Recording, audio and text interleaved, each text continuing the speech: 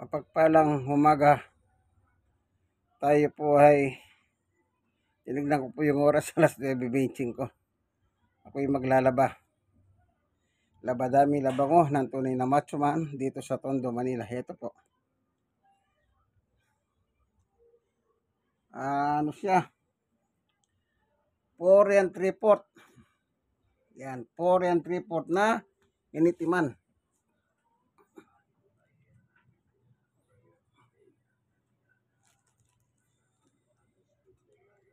Kasamang kumot.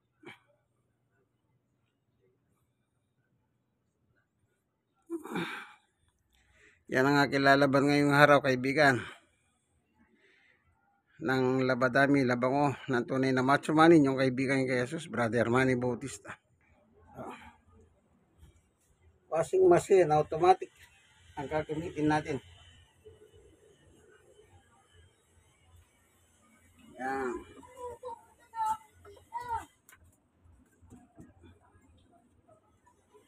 Wala pa naman. Nakita niya. Sunrox. Pandicolor.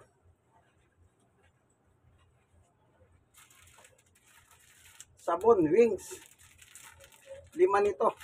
Dito natin ibababad sa loob. Off shirt, pagpabango ng damit.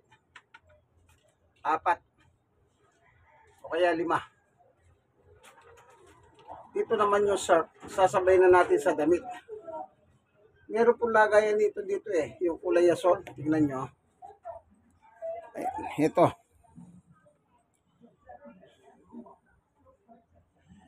Pero hindi natin gagamitin kasi hindi bumabango ang damit dito eh. Ayan o. Hindi bumabango. Ilalagay natin dito, sasabay natin sa damit, sa uling banlaw. Yun. Ano yun? Sarp ba? Sarp. Ito. Yan. Ito ang gawain ng tunay na macho man ngayong umaga. Tayo po ay maglalaba. Usara muna natin. Nakita nyo po. 4 and 3/4 ang lalaban natin ngayong umaga. Ito siya.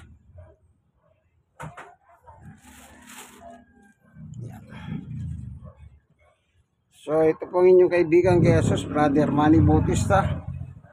God bless us all. Alam niyo po, isa na po ako senior, 63. Stroke nose, 5 years. Pero sa biyaya ng Diyos, nakakagawa pa tayo. Person with disability dahil ang tuhod ko po may damage.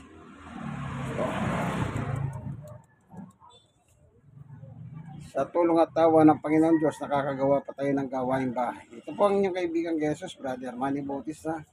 God bless us all. Bye-bye. Labadami labango ng tunay na macho man ng Kapampangan. Meke niyabe, mamipita na po.